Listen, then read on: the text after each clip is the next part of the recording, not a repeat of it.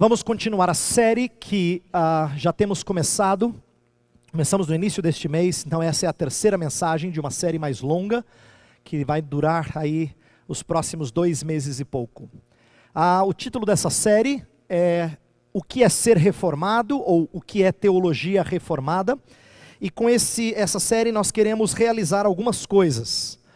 Antes de explicar o propósito da série, eu quero ler com você o texto que é base dessa mensagem. Nós estamos expondo, eu e pastor Jailson, trechos da carta de Paulo aos Romanos, como ponto de partida de elementos da fé reformada que nós queremos expor aqui nestes domingos. Então eu peço que você acompanhe a leitura que eu vou fazer de Romanos 4, de 1 a 25, eu vou ler todo o capítulo e depois vamos explicar algumas coisas sobre essa grande história, título da nossa mensagem.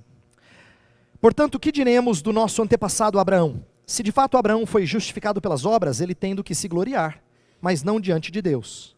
Que diz a Escritura? Abraão creu em Deus, e isso lhe foi creditado como justiça. Ora, o salário do homem que trabalha não é considerado como favor, mas como dívida.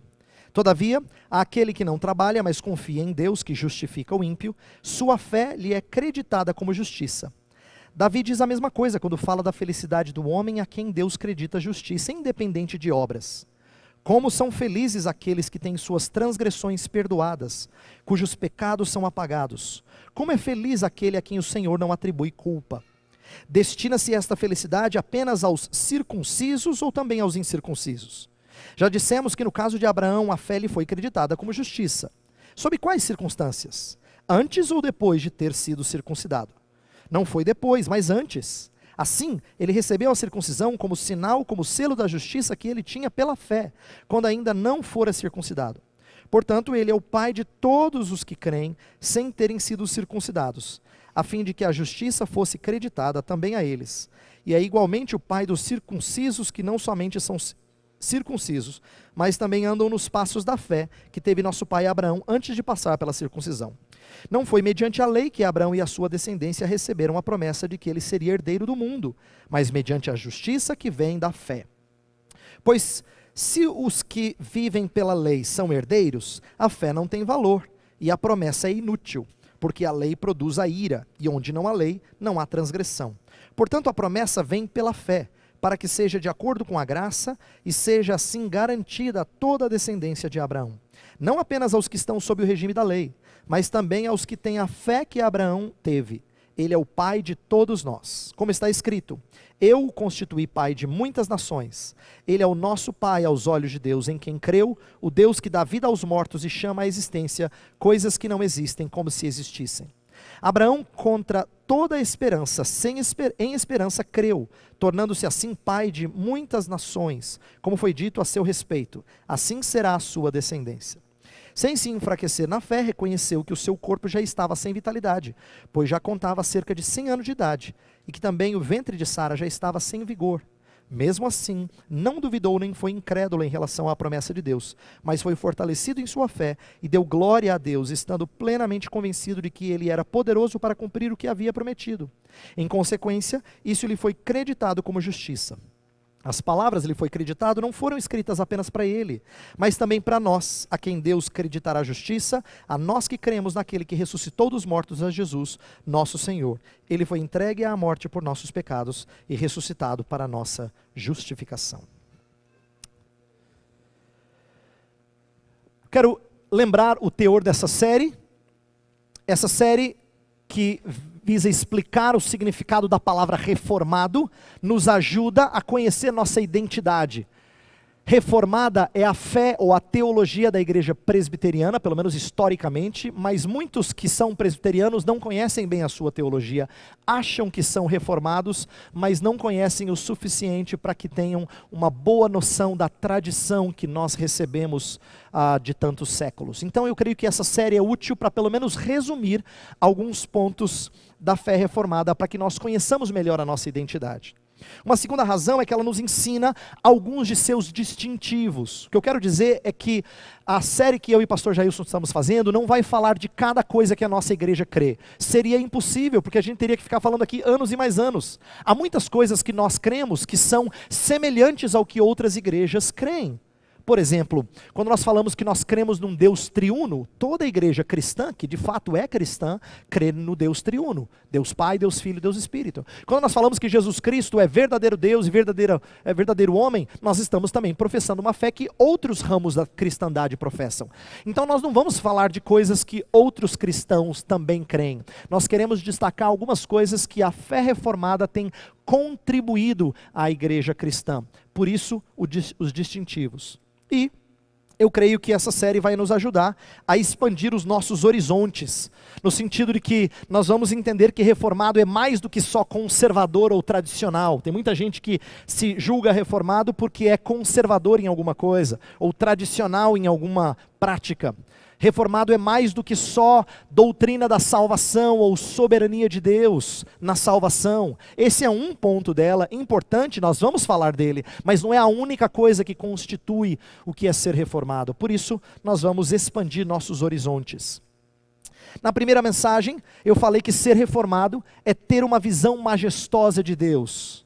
Então nós falamos sobre a importância de ver Deus como Ele se apresenta, para que o resto da nossa vida seja norteada para glorificá-lo, como Ele deve ser glorificado. Na mensagem do domingo passado, o pastor Jailson falou sobre ser reformado, como confiar nas Escrituras como fonte infalível de revelação. Pastor Jailson explorou a famosa doutrina da sola escritura, de como somente a escritura, como nossa fonte de confiança, de autoridade, foi um dos marcos da reforma, e a tradição reformada tem sido leal a esse princípio, ela tem procurado seguir esse princípio de forma fiel. Hoje, nessa terceira mensagem, eu vou explicar como ser reformado é enxergar a Bíblia toda como uma história interligada. E eu quero falar dessa grande história. E eu vou começar falando algo que o departamento infantil pode entender, e principalmente aqueles de vocês que frequentaram a igreja desde pequenos. Eu quero falar sobre as histórias bíblicas. Isto é, as histórias que nos marcaram. Se você ouviu essas histórias na sua infância, você vai entender do que eu estou falando. Não poucas vezes na igreja evangélica, a escola bíblica dominical conta histórias soltas que as crianças aprendem, mas não as ensina a ligar com o todo da Escritura. Isto é, elas aprendem sobre Noé e a arca, elas aprendem sobre Davi e Golias, elas aprendem sobre a força de Sansão, elas aprendem sobre vários outros personagens do Antigo Testamento e mesmo do Novo, mas essas histórias são aprendidas de forma solta. Então a Bíblia é como se fosse uma grande biblioteca, antes do que um livro. Sem ter essa intenção, nós cultivamos na mente de muitas crianças a ideia de que eles têm uma biblioteca de historinhas muito bonitas, antes do que uma grande e única história. Saem da EBD, isto é, da Escola Bíblica Dominical, com algumas alegorias. A alegoria é quando você pega alguma coisa e espiritualiza ela. Você fala assim como as muralhas de Jericó, nós temos as muralhas dos nossos inimigos para derrotar. Isso é muito comum nós usarmos como artifício para aplicar a Bíblia, mas ele enfraquece o sentido das Escrituras. Ou se não, com algumas lições de moral. Eu estava relendo algumas anotações que eu fiz sobre lições de escola dominical que eu já li para crianças, em que a gente ensina a criança a comer toda a comida do prato, ou a não empurrar o amiguinho, ou a não fazer outras coisas que são boas, mas programas infantis também falam dessas coisas. E não é possível que a escola bíblica dominical, que ensina a Bíblia, fale as mesmas coisas que um programa infantil de televisão pode falar. Não está certo. Portanto, saem com alegorias e lições de moral, mas não conectam as histórias com a redenção de Deus em Cristo Jesus. O propósito da escola dominical e o propósito dos sermões meus, do pastor Jailson, ou de quem quer que seja, é dar a vocês uma noção de que este livro conta uma grande história, e não apenas várias histórias bonitas. É o desenrolar de uma história de redenção. Mas não pense que isso é só problema de criança, também é problema de adulto. Não é só no departamento infantil que a gente tem essas dificuldades. Nós adultos também temos. E eu quero dar alguns exemplos disso. Adultos também não enxergam as Escrituras como toda apontando para Cristo. Cristo falou isso, quando ele andava com os discípulos no caminho de Emaús, ele falou assim: vocês não perceberam que estava escrito que ele deveria morrer e ressurgir? E aí eles, mas parece que não tinha entendido. Aí diz o texto que a partir da lei de Moisés e dos profetas, ele mostrou o que toda a Escritura dizia a seu respeito. Jesus, quando conversava com os fariseus antes da sua morte, lá em João 5,39, fala assim: vocês examinam as Escrituras e elas testificam de mim. Isto é, o próprio Jesus ensinou, e os apóstolos vão trabalhar nisso, de que toda a Escritura aponta para Cristo. Portanto, nós tínhamos que aprender a ter uma hermenêutica cristocêntrica, isto é, uma maneira de interpretar em que Cristo está no centro, em que Cristo é o ponto-chave que faz a gente entender o que a Bíblia diz. Não ter uma hermenêutica cristocêntrica faz-nos ler a Bíblia com o único intuito de procurar dicas práticas para a educação de filhos ou restaurar a alegria do casamento. Veja, eu não estou falando que essas coisas não são corretas, mas pode prestar atenção. Se você for procurar um sermão na internet que fale sobre a doutrina da justificação, não vai ser tão visualizado como ter um casamento feliz. É verdade. Por que a gente tem mais views no segundo exemplo? Porque as pessoas leem a Bíblia com a intenção de encontrar essas dicas mágicas para resolver os seus problemas imediatos. A Bíblia se tornou um manual de problemas, de resolução de problemas, antes do que uma grande história. E isso é moralismo. E eu já tenho ensinado aqui outras vezes, mas eu quero dar outros exemplos de moralismo, principalmente a partir da história de Abraão, que é o texto que a gente vai trabalhar. Para ver como às vezes as pessoas usam as histórias bíblicas da maneira errada. Elas contam e enfatizam coisas que falam mais sobre o que eu tenho que fazer e como eu preciso ser uma pessoa correta, antes do que a salvação que nós temos em Cristo Jesus. Então eu vou pegar o texto que a gente leu no começo da liturgia. Gênesis 12, de 1 a 3, é um texto que, se você é como eu e está na igreja há algum tempo, eu vou te falar qual é a parte desse texto que você mais lembra. Sê tu uma bênção. Alguns de vocês até terminaram a frase. Porque a gente ouve essa frase direto. O problema é que essa tradução para o imperativo é até questionável. Se você olhar na NVI, você vai ver que não está traduzido no imperativo, está traduzido no indicativo, está dizendo, e eu farei de você uma bênção. Porque a ênfase não deve ser em como nós temos que ser uma bênção para as famílias vizinhas. Aí imagina alguém pregando em Gênesis 12 dizendo assim, você tem que ser uma bênção para os seus vizinhos. Tudo bem, você tem que ser uma bênção para os seus vizinhos. Mas se Gênesis 12 é você aprender como ser uma bênção para os seus vizinhos, você entendeu só parte da história. E a parte mais simples da história. Isso é desprezar o caráter mediatório de Abraão. E a proeminência de Deus como o abençoador. Quem abençoa nessa passagem é Deus. E Deus abençoa por intermédio de Abraão, que não faz nada para isso. Deus o escolhe soberanamente como sendo aquele que vai intermediar a bênção de Deus para com os seus descendentes. Isso aqui é um tipo de Jesus Cristo. O Novo Testamento vai nos ensinar como Jesus Cristo é aquele que foi escolhido pelo Pai para ser o que intermedia as bênçãos de Deus que chegam até nós. Nós somos os descendentes. E nós somos abençoados quando nós estamos nele, em Cristo. É nesse sentido que Gênesis 12 aponta para Jesus Cristo. Isso é o que eu chamo de uma hermenêutica cristocêntrica. É a partir daí que eu vou aplicar para a minha vida as bênçãos prometidas a Abraão. Um outro exemplo, também tirado da história de Abraão. Lembra quando ele e Ló, os pastores de Ló, o seu sobrinho, e ele começam a ter briga, e aí eles se separam.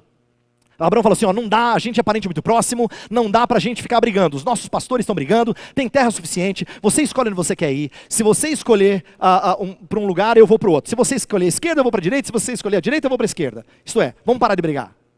Aí o texto fala que Ló viu as campinas do Jordão, que eram lindas, e em vez de deixar o seu tio, o seu parente mais velho escolher, ele resolve, eu quero aquela.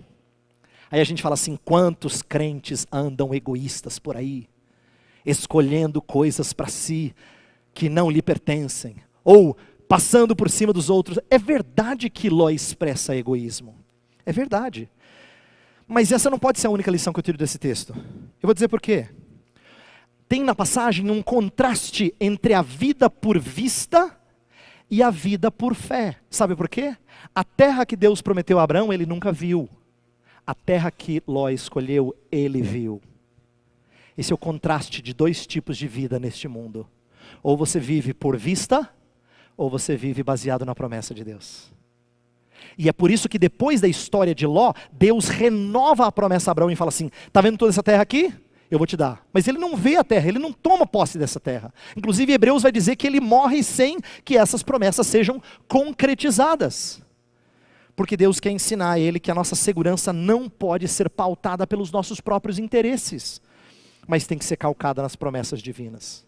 Isso é ler as Escrituras como uma grande história. O último exemplo, a gente poderia pegar Gênesis 15, que é a passagem que a gente leu aqui no meio, que Abraão fala assim, Senhor, cadê o meu servo? Cadê? Eu não tenho filho, não tenho filho. A gente fala assim, meus irmãos, se você orar e crer, Deus vai saciar o seu desejo de ter filhos. Não é? Porque Abraão está pedindo um descendente aqui. E aí a gente fala numa palestra de casais assim, né? Você precisa crer, porque Deus vai dar a você essa bênção. Mas não é disso que a passagem está tratando.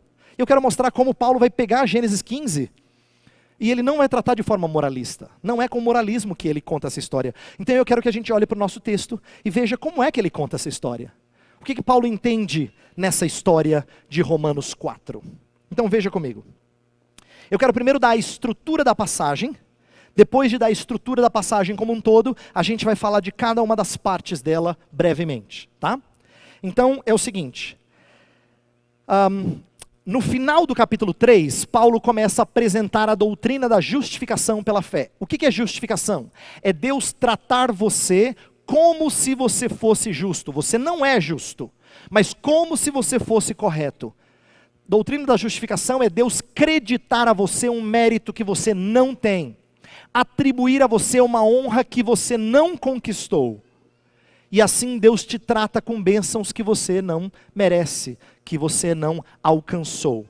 A doutrina da justificação pela fé fala sobre isso. E no final do capítulo 3, em que ele está começando a apresentar essa doutrina, ele trabalha com a justificação de gentil e judeu. Deixa eu dizer por quê. Porque eu expliquei na primeira mensagem que Paulo prova que o gentil está perdido, e depois prova que o judeu está perdido. Em outras palavras, tanto aquele que não recebeu a lei, os povos não judeus, gentios, quanto aqueles que receberam a lei de Moisés, o judeu, os dois se perderam. Os dois tiveram um caminho de ruína, de perdição. Então, o que os dois têm que buscar? A mesma justificação. Então, Paulo vai explicar isso, que a justificação vale tanto para judeu quanto para gentio. Mas ele está explicando isso conceitualmente. O capítulo que a gente leu é a ilustração dele. É quando ele torna o ensino concreto. Sabe quando você vai ensinar alguma coisa para a pessoa e você conta uma história e a pessoa grava a história? Histórias têm o poder de tornar um conceito abstrato bem concreto. É por isso que crianças gostam de ouvir histórias. Mas não só crianças, adultos também gostam de uma boa história. Porque a história, ela dá concretude, ela dá solidez a alguma coisa que parece pueril.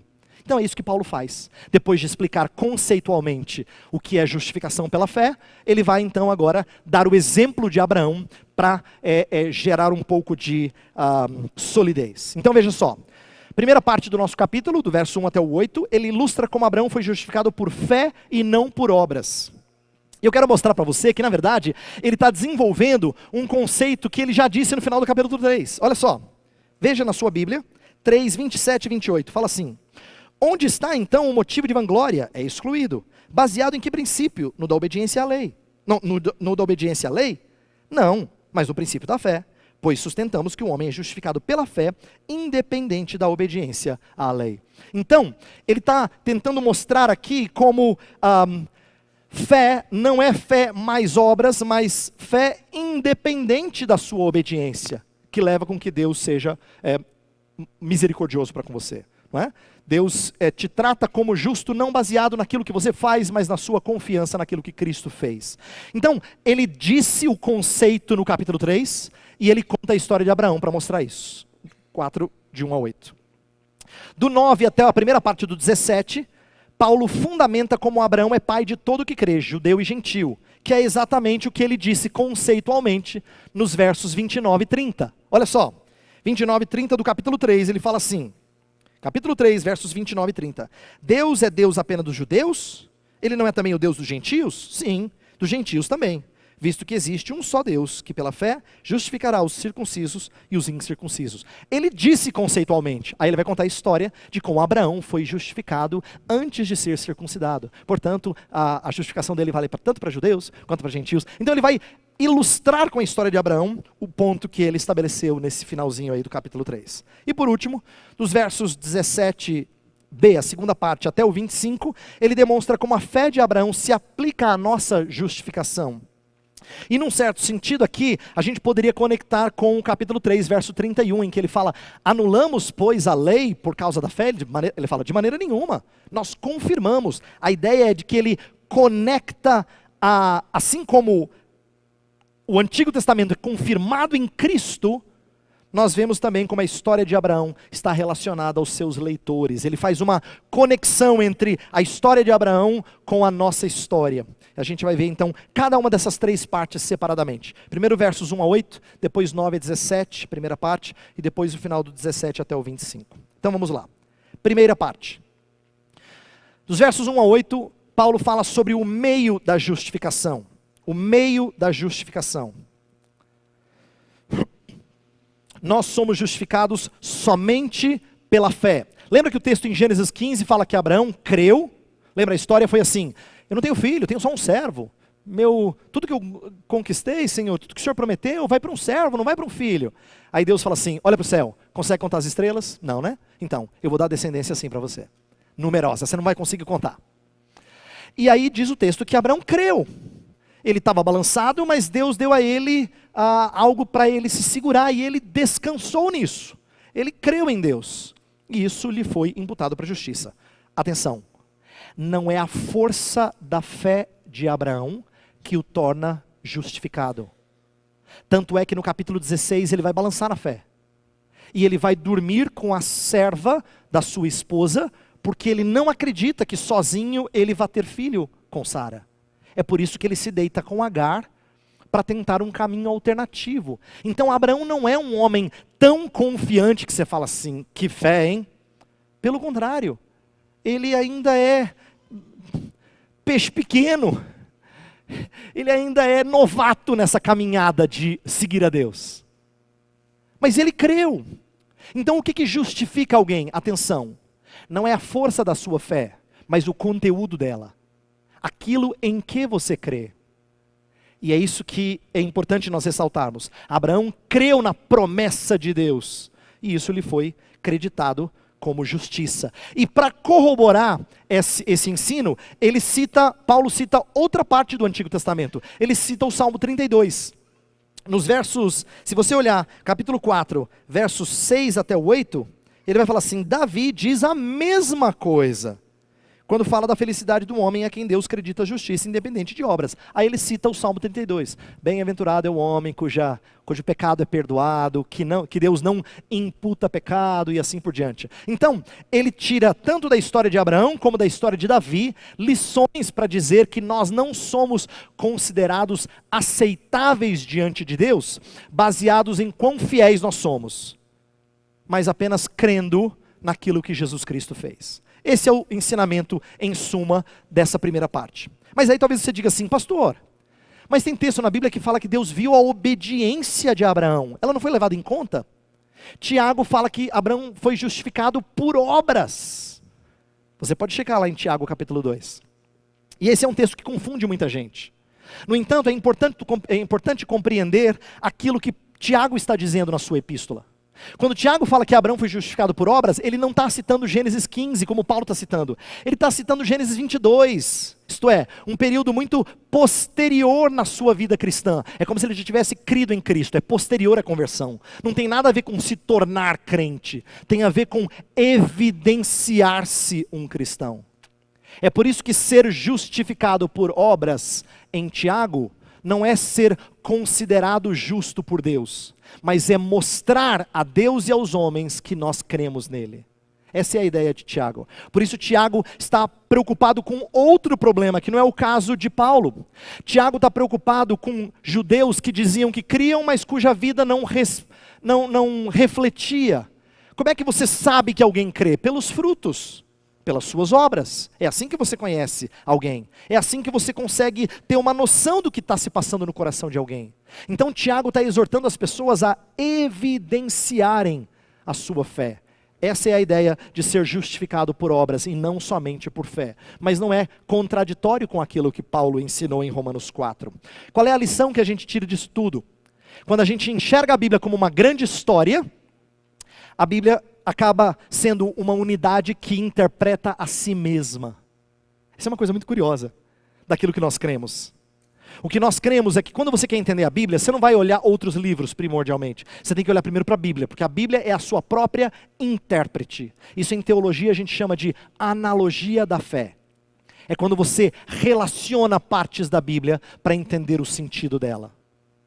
E é isso que a gente aprende quando a gente enxerga as Escrituras como uma grande história, e não como histórias separadas e desconexas. Quando ela é uma grande história, então ela precisa fazer sentido. E a gente explica aparentes contradições, compreendendo como é que elas se encaixam num todo ensinado pelo nosso Deus. A segunda parte do nosso texto fala sobre o alvo da justificação de Abraão. O alvo da justificação de Abraão. A partir do versículo 9, até a primeira parte do verso 17, Paulo vai ensinar que todo tipo de gente, gentil e judeu, pode ser justificado pela fé, pois Abraão foi justificado antes do cumprimento da lei, isto é, da circuncisão. Olha comigo, por favor, o texto sagrado, abra a sua Bíblia, veja versículo 9 até o 12, só para você entender a lógica aqui. Destina-se esta felicidade apenas aos circuncisos ou também aos incircuncisos? Isto é, vale só para judeu ou também para gentil? Aí verso 10.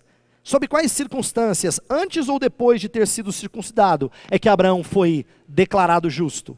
E aí no final do versículo 10 fala, não foi depois, mas antes.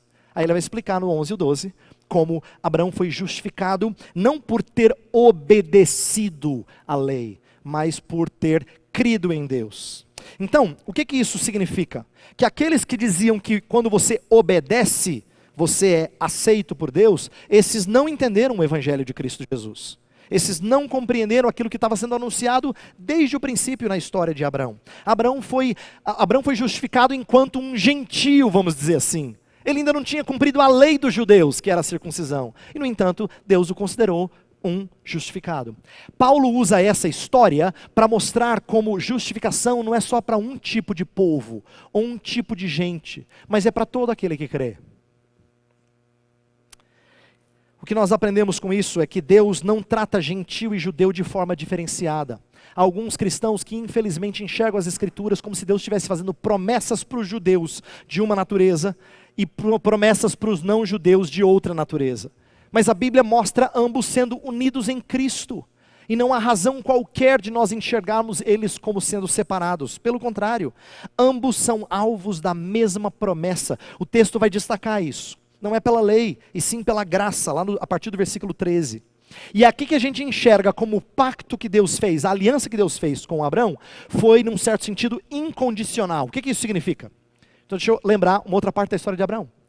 Quando Abraão recebeu a promessa em Gênesis 15, ele creu, isso lhe foi creditado por justiça. No capítulo 16, ele balança na fé, como eu disse. Ele dorme com Agar, tem um filho com Agar, e no capítulo 17, Deus aparece a Abraão e o exorta, o repreende. Ele fala, Abraão, anda na minha presença e sê perfeito. É uma exortação, uma repreensão de Deus para com Abraão. Mas atenção, ele não faz essa repreensão para dizer assim, se você andar na minha presença e ser perfeito, eu vou te abençoar. Não é assim que Deus fala com Abraão. Não. Ele fala assim, eu te farei pai de numerosas nações. Vou mudar seu nome. De Abraão você vai ser Abraão. Ele repete a promessa de dar uma terra a eles, repete a promessa de que seria o seu Deus e o Deus da sua descendência. Em outras palavras, Deus dá a bronca, mas a bronca não vem como condição para ele continuar abençoando.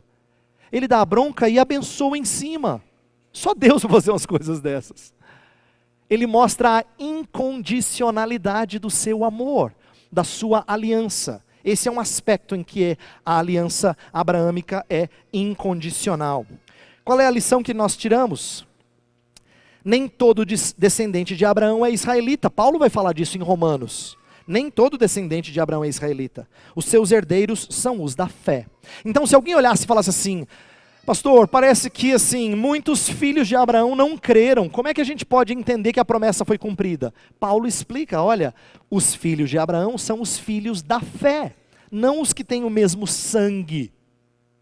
Para dizer que a promessa de Deus foi cumprida. Deus é confiável. A promessa que ele fez lá atrás, há 4.000 anos atrás, não foi descumprida. Ela foi cumprida naqueles que creem em Jesus Cristo. Terceira e última parte. A aplicação da justificação de Abraão. A partir do final do versículo 17, Paulo fala um detalhe interessante de como Abraão creu e aplica isso aos seus leitores. Eu quero chamar a sua atenção para essa parte. Olha só, no final do versículo 17, ele fala assim: Ele é o nosso Pai aos olhos de Deus em quem creu, o Deus que dá vida aos mortos e chama à existência coisas que não existem, como se existissem. Chama à existência coisas que não existem. Dá a impressão que ele fala de criação, não é? Mas não é isso que ele está falando aqui. É verdade que Deus é o Criador que cria do nada. Mas aqui ele vai aplicar especificamente a história de Abraão. Olha o versículo 19. 19 fala assim: sem se enfraquecer na fé, reconheceu que o seu corpo já estava sem vitalidade, pois já contava cerca de 100 anos de idade, e que também o ventre de Sara já estava sem vigor. Mas Deus fez o quê? Deus tirou vida de quem já não podia mais reproduzir. Essa é a ideia de que Deus traz à existência o que não existe. É disso que ele está tratando.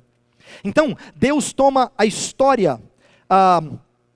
Paulo toma a história de como Deus trouxe a vida a partir de um corpo sem capacidade reprodutiva, é o que eu acabei de ler, para mostrar como devemos colocar a esperança naquele que tira vida do que está morto. E com o que Paulo conecta essa parte da história de Abraão? Olha só, ele conecta com a ressurreição de Cristo.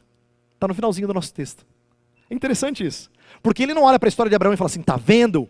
Dá sem inseminação artificial, dá para ter criança sem inseminação, é só confiar em Deus.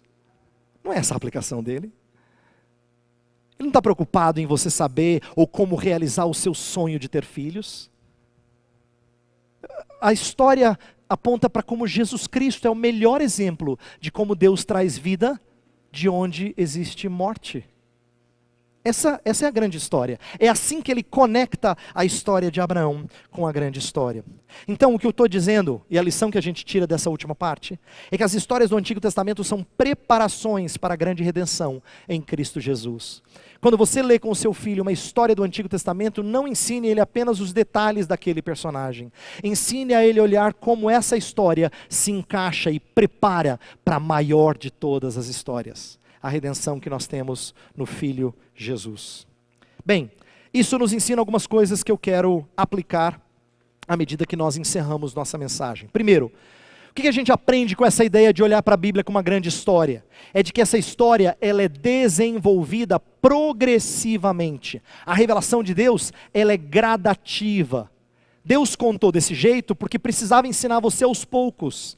E descortinando, descobrindo devagar.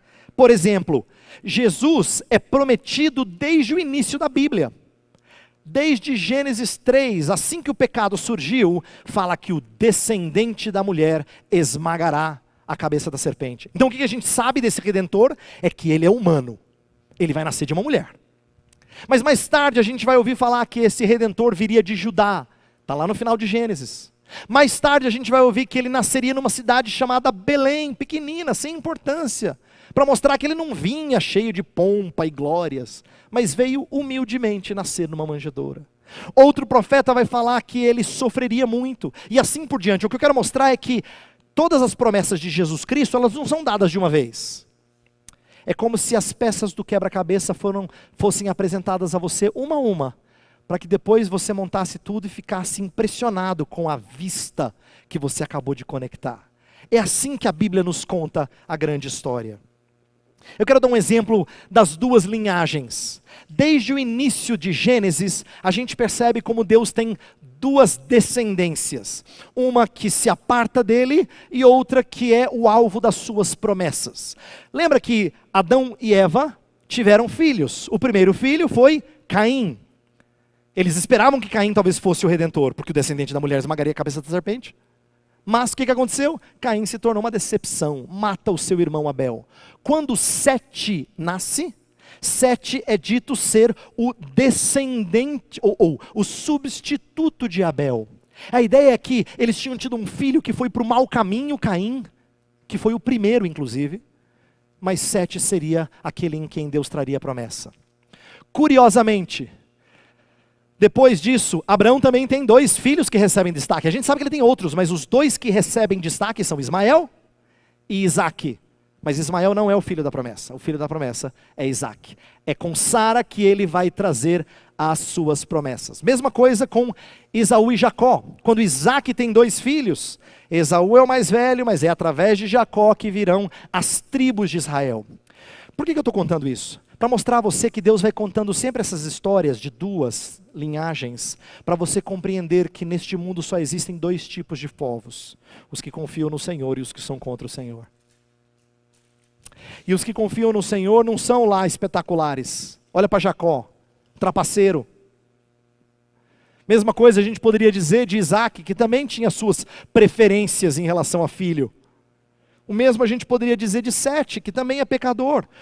E tem um outro ponto muito curioso.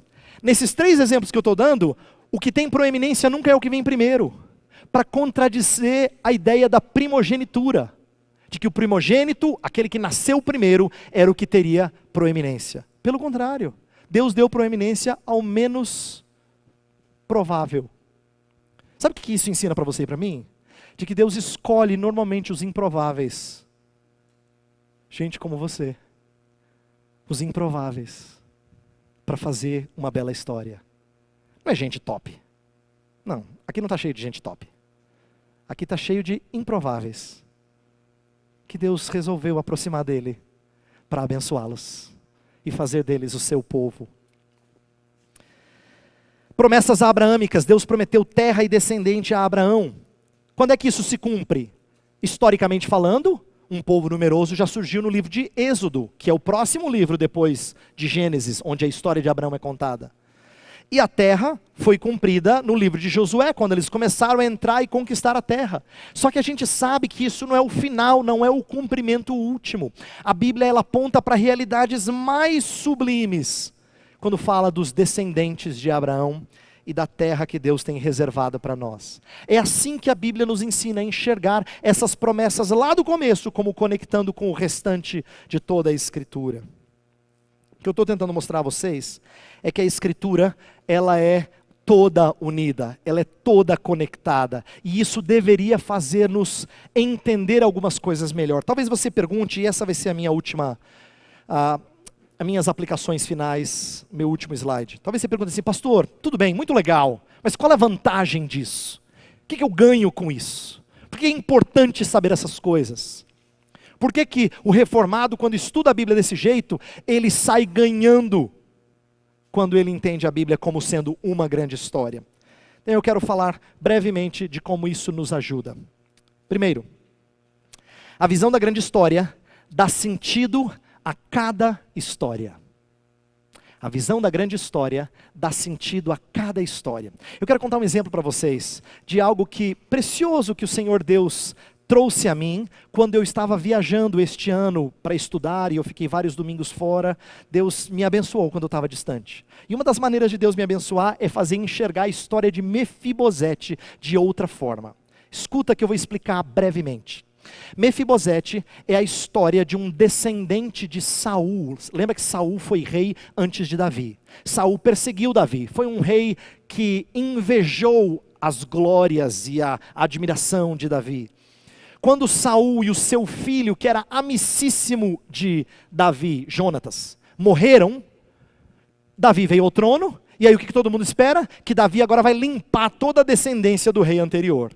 Mas Davi faz o contrário, ele fala assim: tem mais alguém da descendência de Saul e de Jonatas que eu possa abençoar? Aí alguém fala assim: olha, tem um Mefibosete, é um homem aleijado de ambas as pernas. Olha que interessante. Mefibosete então é trazido, e Davi promete que ele comeria das belezas e das coisas deliciosas do rei na mesa do rei. Mesmo ele não sendo filho do rei, ele come na mesa do rei, e com isso ele recebe todas as glórias como se ele fizesse parte da família. Por que essa história me marcou? Porque nós estamos num tempo que fala muito de inclusão social, que é um conceito que não é ruim em si mesmo. Mas escuta como é que o mundo lá fora fala de inclusão social. A ideia é de incluir alguém que talvez tenha alguma deficiência, alguma limitação, porque esse alguém, ele também tem algo a contribuir. Ele também é uma pessoa que tem virtudes. Então a gente exalta as virtudes que a pessoa tem, para que ela seja incluída socialmente e possa contribuir para o desenvolvimento da nossa sociedade.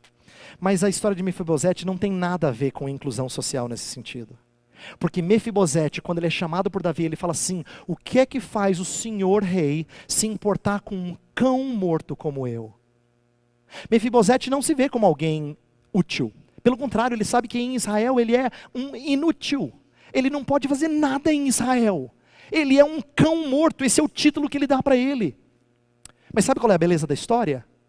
É que ela nos ensina que Mefibosete é tratado com honra por causa do amor que Davi tinha pelo seu pai, Jonatas. Isso é um palco perfeito para a gente entender por que nós somos tratados com honra. Nós somos cães mortos também.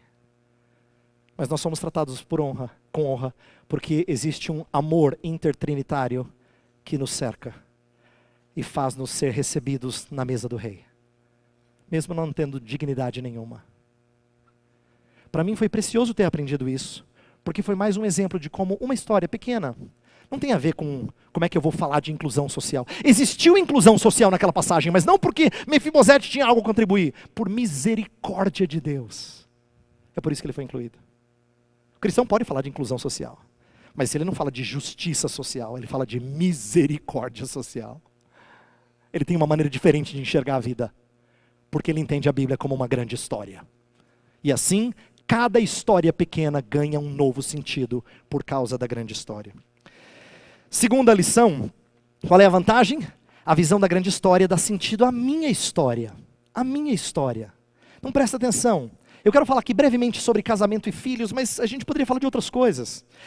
Quando eu perco a visão da grande história, aquelas pessoas que têm um anseio por casar, que é um anseio lícito, às vezes se torna tão avassalador, que até afoga essa pessoa em ansiedade e tristeza, fazendo com que ela perca a visão da grande história, perca a noção de Cristo como grande deleite dela. Quando eu perco a visão da grande história, aquele que já se casou se vê decepcionado por não ter encontrado a satisfação que esperava. Quantos não são aqueles que casam e depois se desapontam, porque o casamento não foi tudo aquilo que ele ou ela esperava? E nesse sentido eles perderam a noção de que Cristo é quem nos sacia. O que eu quero explicar é que tanto quem deseja casamento, quanto quem está frustrado com o casamento, na verdade perdeu a visão da grande história. Perdeu a ideia de que casamento é apenas um vislumbre de coisas maiores. Um vislumbre pequeno de um relacionamento mais sublime. Um meio para se entender um fim. Por isso que quem não se casou, mas tem a Cristo, já atingiu o fim. Não é errado desejar o casamento, mas ele já atingiu o fim. Por isso, sua tristeza nunca pode ser avassaladora. E quem já se casou e se desapontou, procurará não perder de vista o relacionamento que lhe dá sustentação. O que é que nos segura nos momentos de tristeza? O nosso relacionamento com Jesus Cristo. O que eu quero dizer é que a grande história dá sentido ao meu desejo de casar ou ao fato de eu estar casado, mas entristecido. E eu posso dizer a mesma coisa sobre filhos. O anseio por tê-los deveria ser o anseio por fazer discípulos de Cristo. Sabe por que a gente deveria desejar ter filhos? Para a gente fazer discípulos de Cristo. Esse deveria ser o nosso anseio. Mas não, a gente quer ter experiência. Porque é gostoso ter filhos. E lembra, eu estou falando de desejos que são lícitos. Mas o que eu quero que você compreenda é que quando a gente anseia a experiência mais do que o fazer discípulos, nós perdemos de vista a grande história. Quando a gente anseia, e vocês que já têm filhos e têm sofrido e têm se desapontado na educação deles, quantas vezes a gente não fica frustrado consigo mesmo, conosco mesmos, porque a gente falhou na educação deles? Isso é uma demonstração, muitas vezes, de que esse processo árduo ele acontece porque nós fazemos a educação de filhos com vistas a recompensas imediatas. Sabe por que eu e você ficamos super desanimados quando a gente educa os nossos meninos? Porque a gente queria que tivesse resultado agora.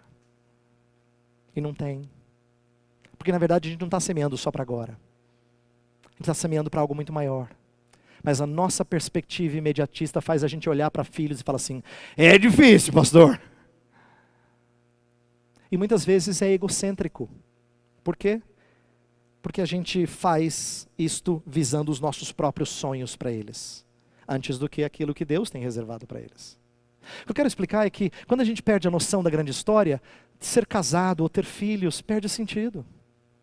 Quando a gente tem a noção da grande história diante de nós, isso dá sentido à minha vida.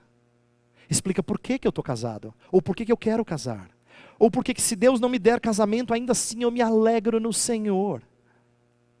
Por que eu quero ter filhos, ou por que eu já tenho filhos. A visão da grande história dá sentido à minha história. E por último, a visão da grande história desperta louvor ao Deus da história. Eu quero terminar com isso. Se tem uma coisa preciosa quando a gente enxerga a Bíblia como uma grande história, é olhar para Deus abarcando tudo, controlando tudo, dando sentido a tudo. Porque nós devemos exaltar aquele que tem controle de todas as coisas.